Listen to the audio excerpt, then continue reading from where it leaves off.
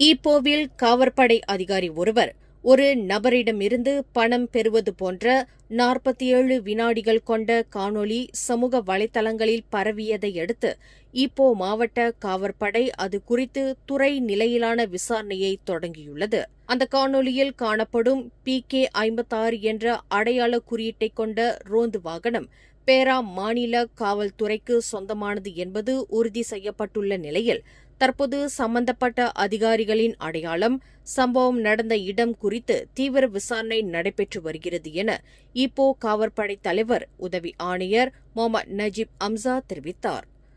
காவற்படையின் நேர்மைத்தன்மையை பாதிக்கும் இத்தகைய செயல்களை தீவிரமாக எடுத்துக்கொள்வதாகவும், தவறு செய்தவர்கள் யாராக இருந்தாலும் அவர்கள் மீது சமரசமின்றி கடும் நடவடிக்கை எடுக்கப்படும் என்றும் முகமது நஜீப் அம்சா தெரிவித்துள்ளார். மேலும் செய்திகளை தெரிந்து கொள்ள கீழே இருக்கும் பெல் பட்டனை அழுத்துங்கள்.